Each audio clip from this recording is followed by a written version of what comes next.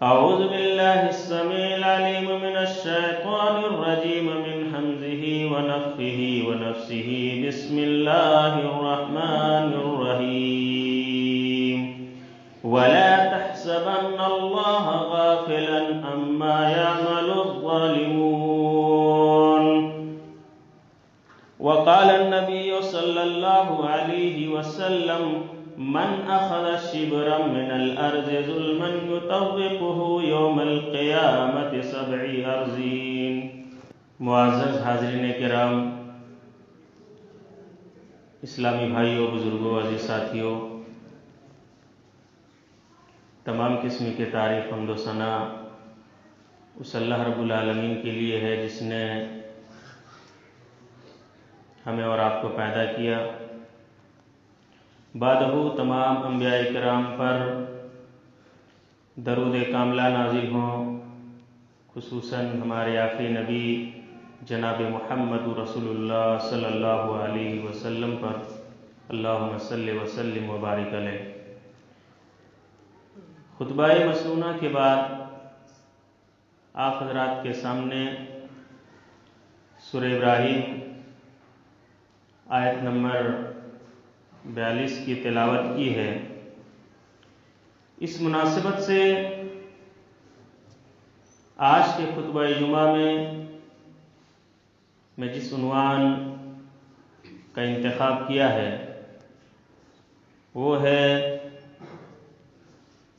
مظلوم کی آہ سے بچو۔ حاضرین کرام، سب سے پہلے ظلم کی تعریف آپ کے سامنے کر دیا جائے کہ ظلم کسے کہتے ہیں۔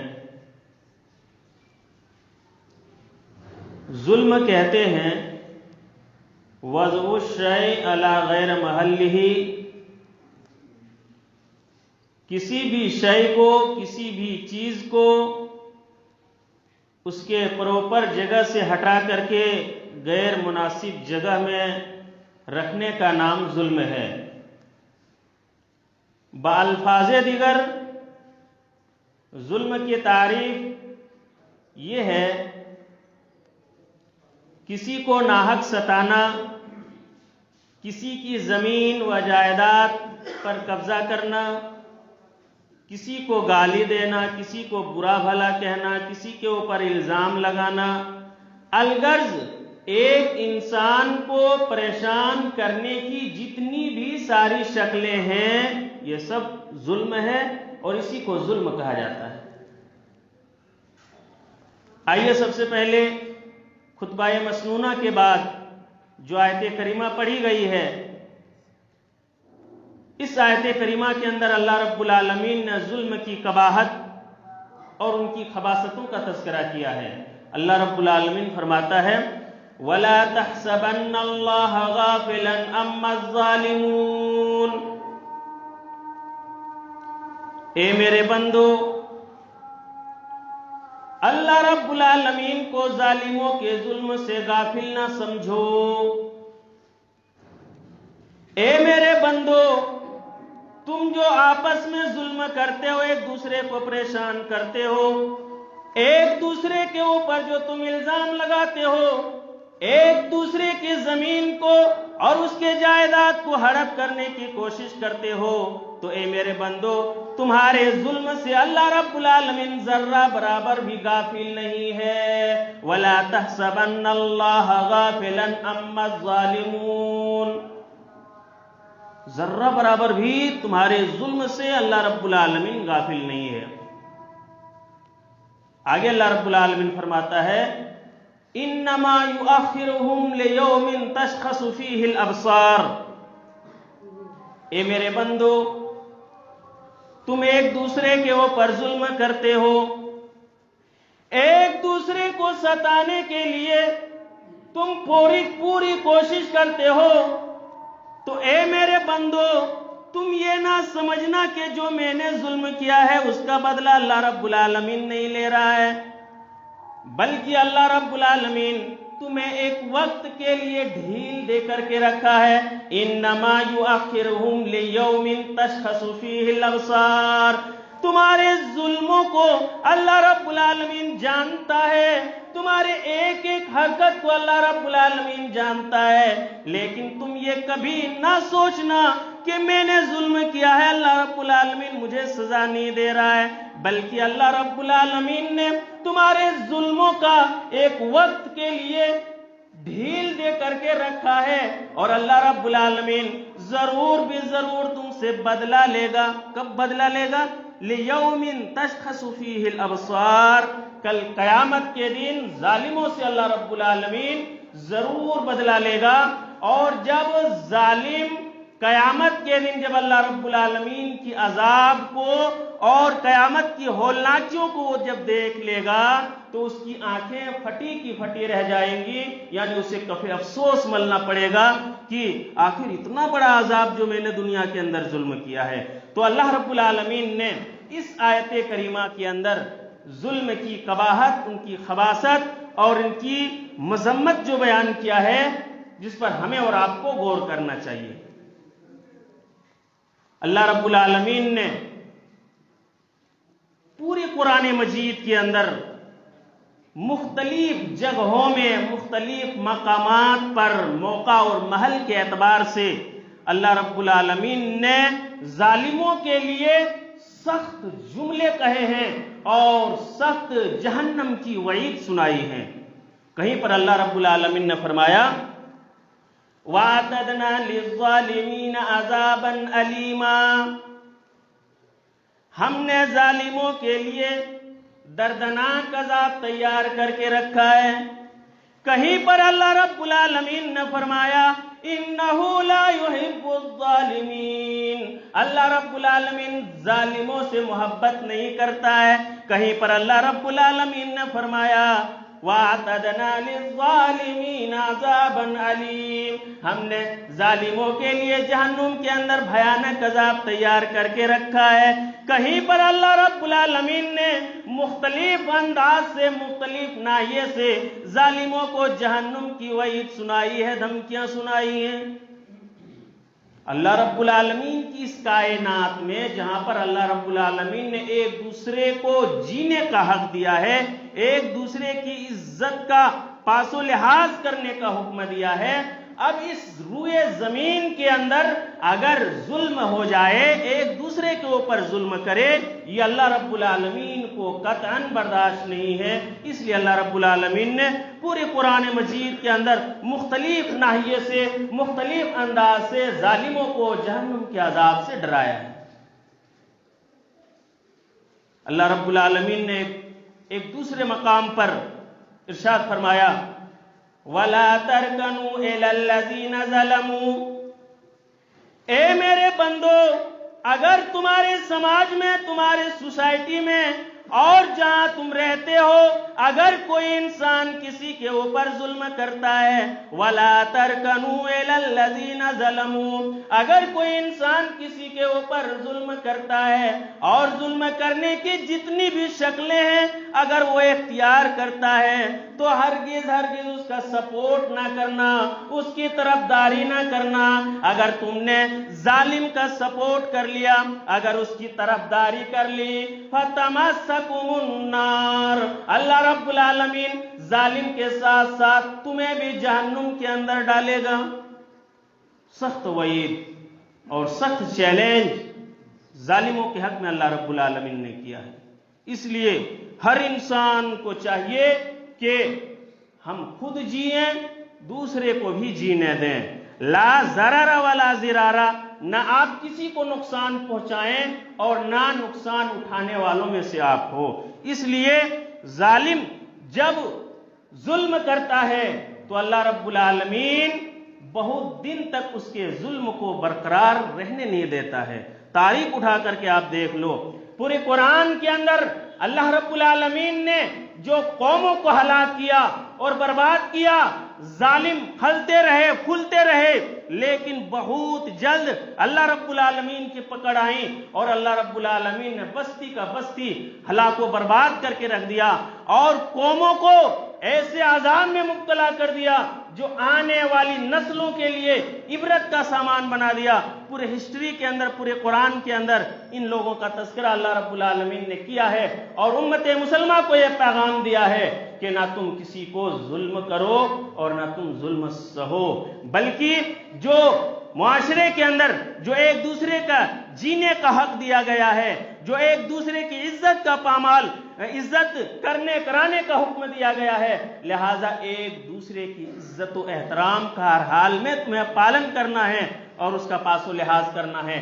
اگر ہم نے ایک دوسرے کو پریشان کرنا نہیں چھوڑا، ایک دوسرے کی زمین و جائیداد کو غصب کرنے کے لیے اگر ہم نے نہیں چھوڑا، ایک دوسرے کے اوپر الزام اور بہتان تراشی سے ہم اگر باز نہیں آئے، تو میرے اسلامی بھائیوں یاد رکھو، مظلوم کی دعا کے اندر اللہ رب العالمین نے اتنی تاثیر رکھی ہے کہ نبی اکرم صلی اللہ علیہ وسلم نے ارشاد فرمایا وَاتَّقِ دَعْوَةَ الْمَظْلُومِ فَإِنَّهُ لَيْسَ بَيْنَ اللَّهِ وَبَيْنَ الْحِجَابِ۔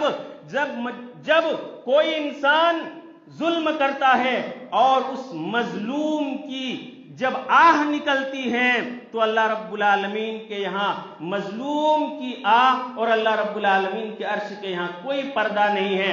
ڈائریکٹ مظلوم کی آہ کو اللہ رب العالمین عرش سے ٹکراتی ہیں اور اللہ رب العالمین مظلوم کی فریاد کو سن لیتا ہے۔ تو میرے اسلامی بھائیوں، ہر کسی کو ان کاموں سے باز آنا چاہیے۔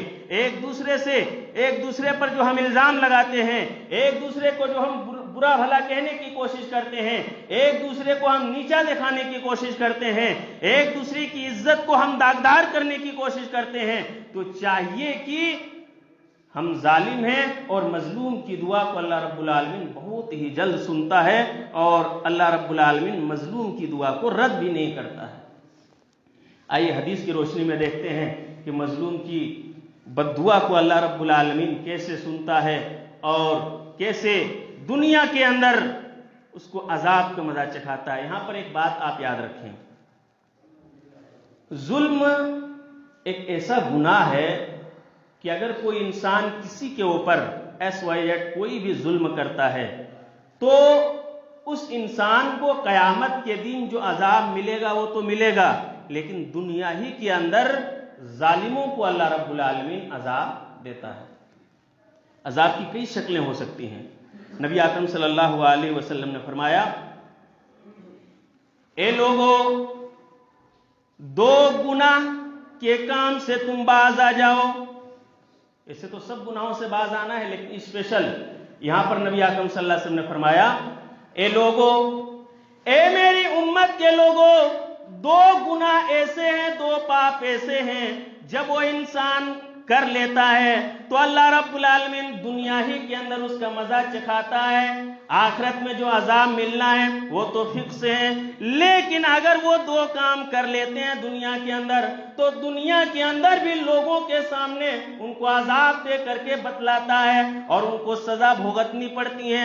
نمبر 1 البغی، ظلم کرنے والا، اور ظلم کی جتنی بھی شکلیں ہیں آپ اس کو لے لیں، ظلم کرنے کی، پریشان کرنے کی جتنی بھی شکلیں ہیں، البغی، اگر کوئی انسان کسی کے اوپر ظلم کرتا ہے تو دنیا ہی کے اندر اس کو اللہ رب العالمین دکھاتا ہے۔ اور نمبر 2 وقطیعۃ الرحم، رشتے کو کاٹنے والا، اگر کوئی انسان رشتے کو کاٹتا ہے، رشتہ داری کو جوڑنے کے بجائے رشتہ داریوں کو توڑتا ہے، تو یہ دو پاپ ایسے ہیں کہ اللہ رب العالمین دنیا ہی کے اندر ان کو سزا دیتا ہے۔ میرے اسلامی بھائیوں، مستدرک حاکم کی حدیث ہے کہ مظلوم کی دعا اللہ رب العالمین کیسے سنتا ہے۔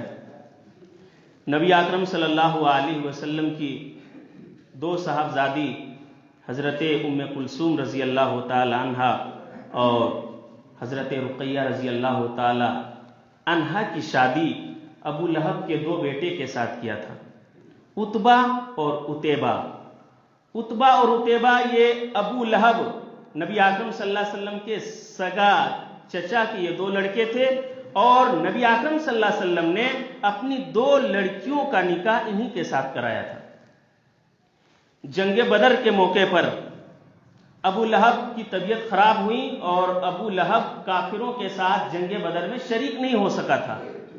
بہرحال جنگ کا معاملہ نتیجہ سامنے آیا، کافروں کو خطرناک ہار ہوئی۔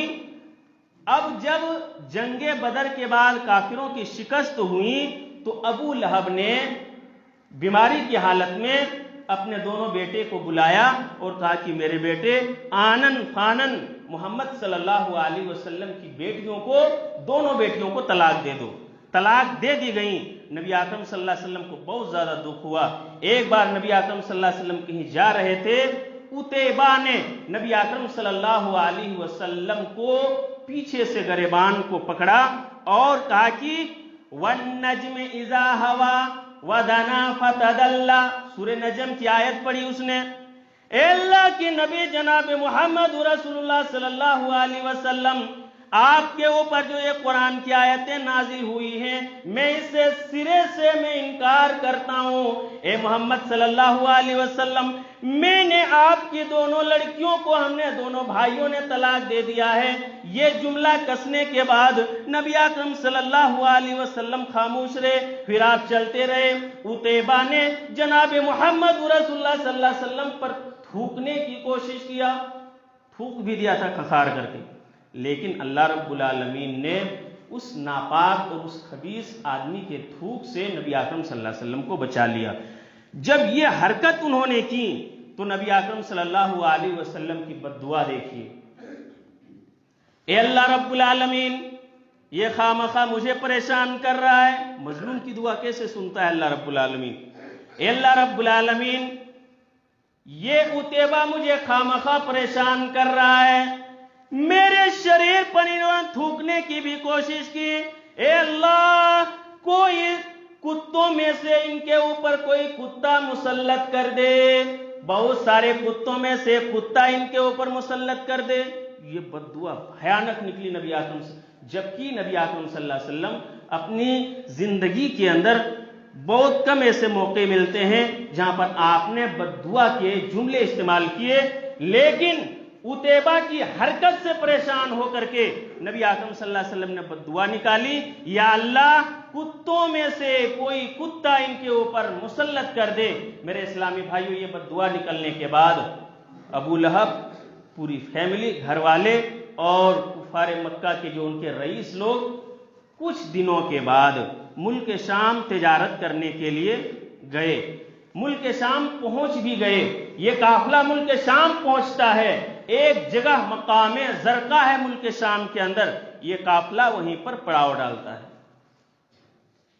رات کا وقت، شام کا وقت، لوگوں نے کھایا، کھانا وانا کھانے کے بعد یہ سارے کے سارے لوگ اپنے اپنے بستروں پر آرام کرنے کے لیے پہنچ گئے۔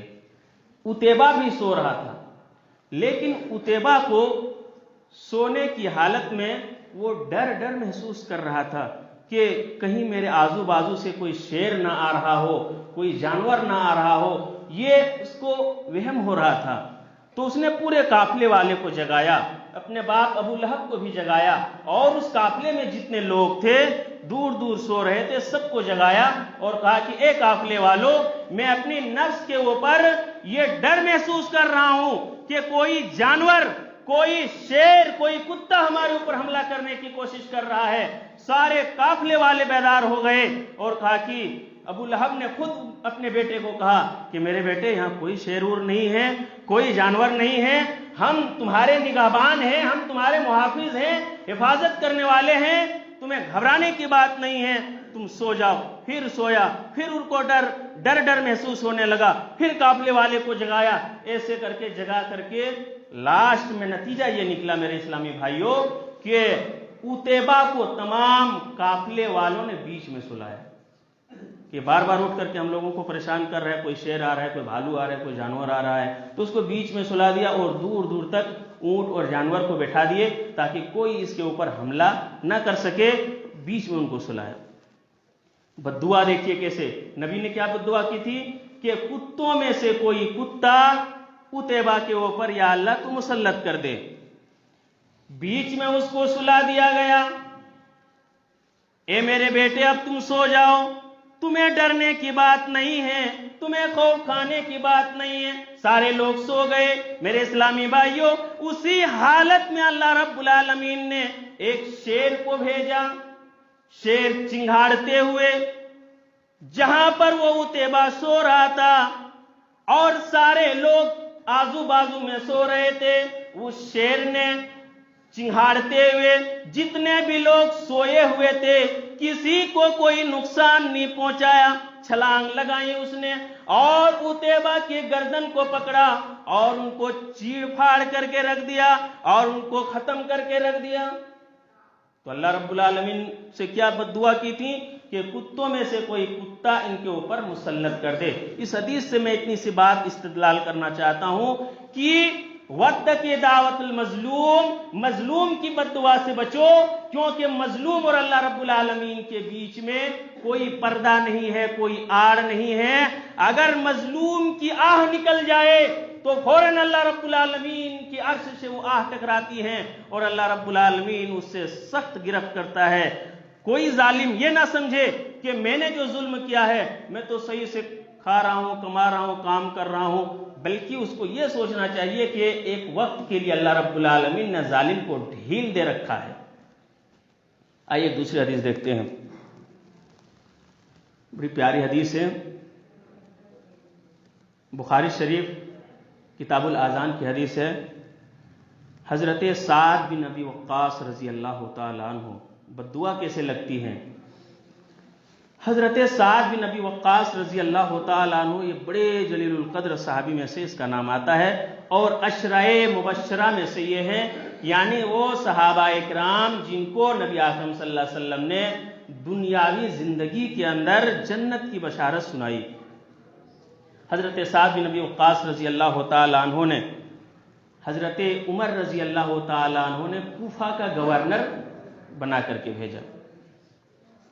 कूफा का गवर्नर भी ये थे और इमामत वगैरह भी करते थे, लोगों को नमाज वगैरह पढ़ाया करते थे।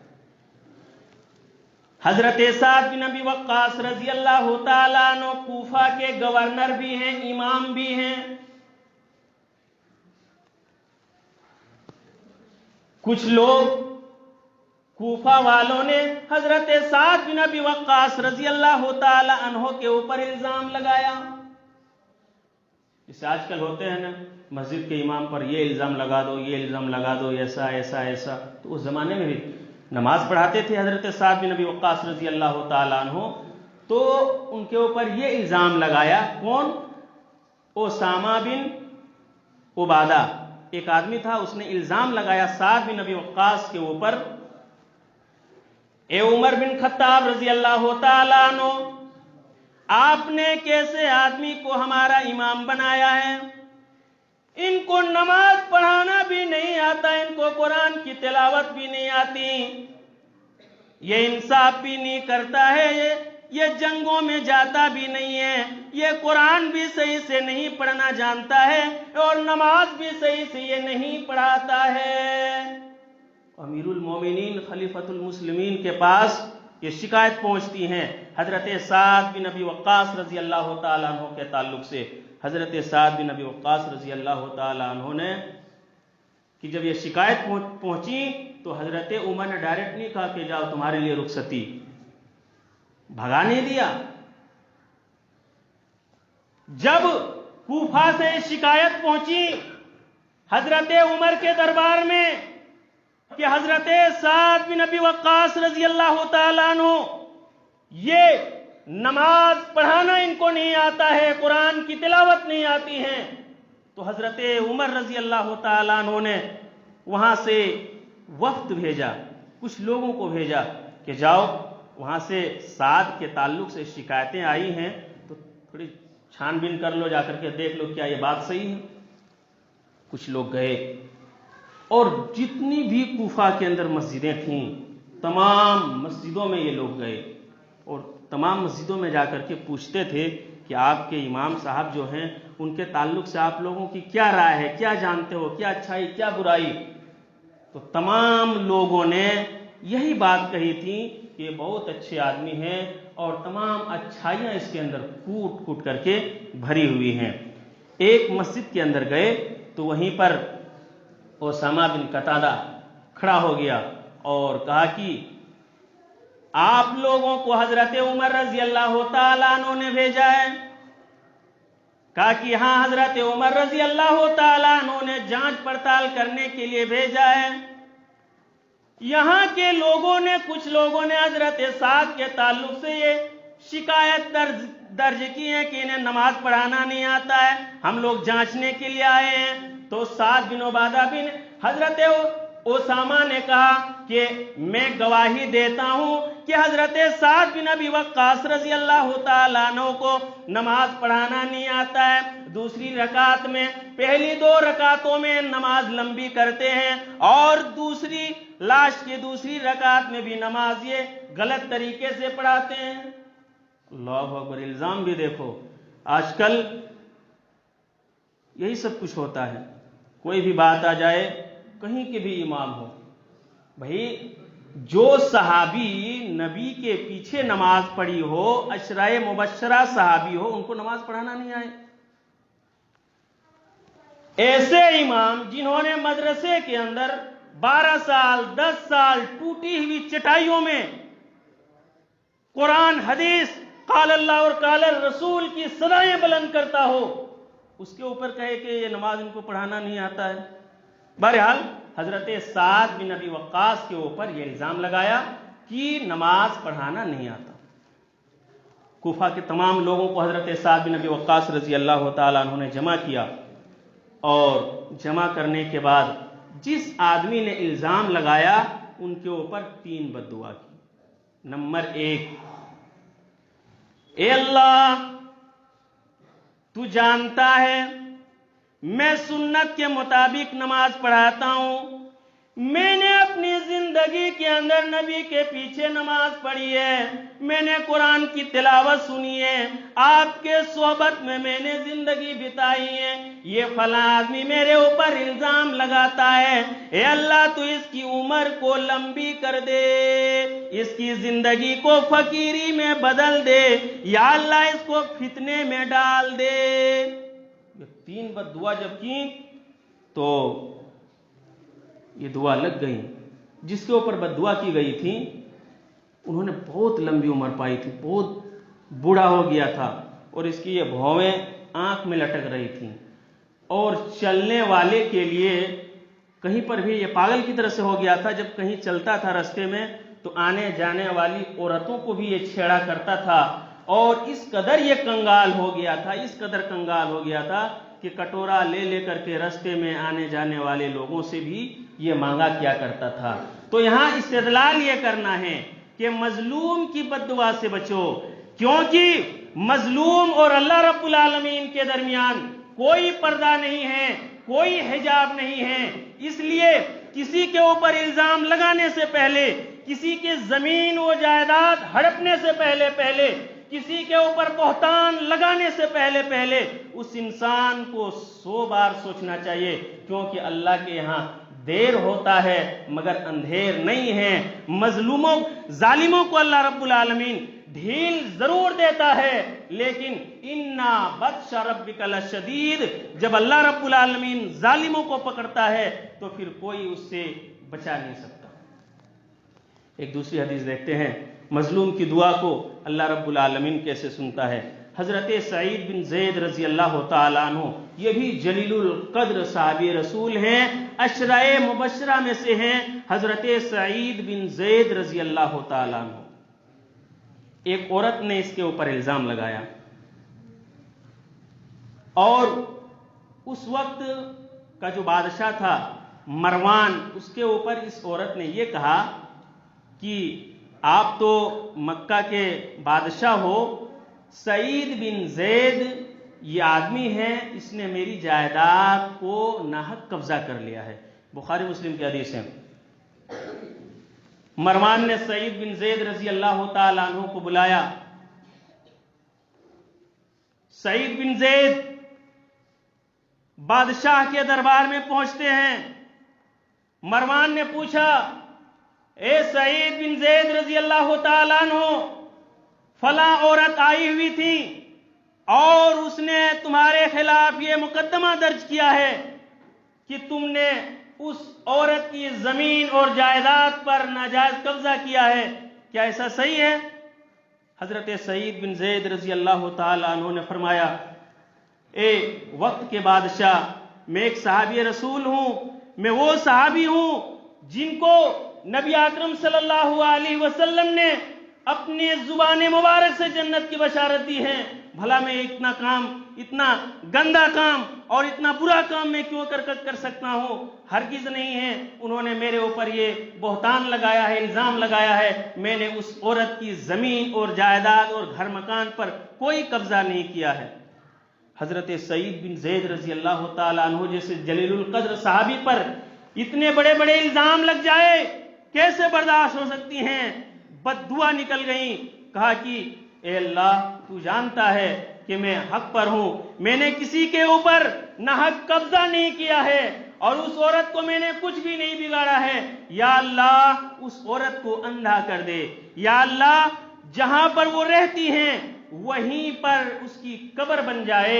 मेरे इस्लामी भाइयों, जब हजरत सईद बिन ज़ैद रजी अल्लाह ताला अन्हु ने ये बद्दुआ के जुमले निकाले, अल्लाह रब्बुल आलमीन ने फौरन उसकी बद्दुआ को सुना और वो औरत जो अभी चलने फिरने के लायक थी, सब कुछ करने के लायक थी, आंखों की बिनाई भी थी, लेकिन कुछ दिन अभी बीते थे कि लाठी के जरिए से टटोल टटोल करके चला करती थी। लोग मोहल्ले वाले पूछा करते थे, ए फला औरत, तुम्हारी आंखों की बिनाई अचानक कैसे चली गई? तू अंधी कैसे हो गई? इतनी कमजोरी तुम्हारे अंदर कैसे आ गई? तुम अंधी कैसे हो गई हो? कल तक तो तुम ऐसे चला करती थी, फिरा करती थी, लेकिन अचानक अल्लाह रब्बुल आलमीन ने तुम्हारी आंखों की बिनाई को कैसे छीन लिया? तो बरजस्ता उन्होंने जो जुमला कहा था वो हदीस की किताबों में रिकॉर्ड है। कहा कि मुझे सईद बिन ज़ैद रजी अल्लाह ताला अन्हु की बद्दुआ लग गई है, जिसकी बुनियाद पर मेरी आंखों की बिनाई चली गई और मैं अंधी हो गई हूं। एक दिन चल रही थी, क्या बद्दुआ की थी उसने? सईद बिन ज़ैद ने, इस औरत को अंधा कर दे और उसी के घर में उसकी कब्र बने। एक दिन चल रही थी लाठी के सहारे से और बाजू में कुआं था और उसी कुएं के अंदर जाकर के वो खत्म हो गई। तो मेरे इस्लामी भाइयों, इस हदीस से भी ये बात मालूम हुई कि मजलूम की बद्दुआ से बचो, मजलूम की आह से बचो, क्योंकि मजलूम की आह को अल्लाह रब्बुल आलमीन सुनता है। आज हमारे मोहल्ले और समाज के अंदर ये जुल्म का बाजार जो गरम है मेरे इस्लामी भाइयों, हर बड़े आदमी अपने नीचे आदमी को कमतर करने की कोशिश करता है। हर इंसान ये सोचता है कि मैं उससे बड़ा बन करके रहूं और उनको सताने की भी कोशिश करता है। आज हर इंसान, हर भाई अपने भाई का दुश्मन बना बैठा है। एक एक फुट जमीन के लिए नाहक कब्जा किए हुए हैं, अपनी बहनों का हक खा करके बैठे हैं, अपने भाइयों के हक खा करके बैठे हैं, अपने पड़ोसियों के हुकूक को खा करके बैठे हैं। तो मेरे इस्लामी भाइयों, मरने से पहले पहले तौबा कर लो, सुलह सफाई कर लो, वरना जालिमों को अल्लाह रब्बुल आलमीन ने बहुत सख्त उनके लिए अजाब तैयार करके रखा है। नबी आकरम सल्लल्लाहु अलैहि वसल्लम की हदीस है, मन अखज़ शिब्रम मिनल अर्ज़ ज़ुल्मन युतव्विक़ुहु यौमल क़यामति सब'i अर्ज़ीन, जिसने भी एक बित्ता, एक बालिश्त जमीन अगर नाहक जुल्म दबाया होगा तो फिर कल कयामत के दिन मजमए आम में सातों आसमान और जमीन को एक तोक बनाया जाएगा, एक हार बनाया जाएगा और उस आदमी के गले में डाल देगा, जिससे लोग जान जाएंगे ये गासिब था, ये जुल्म था, ये जालिम था। इन्होंने अपनी बहन का जमीन को गस्ब किया, अपने भाई के ऊपर इन्होंने जुल्म करके आया है, अपने रिश्तेदारों के ऊपर जुल्म करके आया है। तो वहां पर की फजीयत और वहां की बेइज्जती से पहले पहले अगर आपने किसी के हुकूक को आपने दबा लिया है, किसी की जमीन व जायदाद के ऊपर अगर आपने कब्जा कर रखा है, आप किसी को अगर परेशान کیے ہوئے ہو، چاہے اپنی زبان کے ذریعے سے ہو یا ہاتھ کے ذریعے سے ہو، پریشان کی جتنی بھی شکلیں ہیں، تو انتقال ہونے سے پہلے صلح صفائی کر لو، اسی میں بھلائی ہے۔ اخیر میں اللہ رب العالمین سے دعا ہے، یا اللہ ہم سب کو ایک دوسرے کے اوپر بیجا اور ناحق ظلم کرنے سے بچائے۔ یا اللہ ہم سب کو ایک ساتھ مل جل کر کے رہنے کی توفیق عطا فرما۔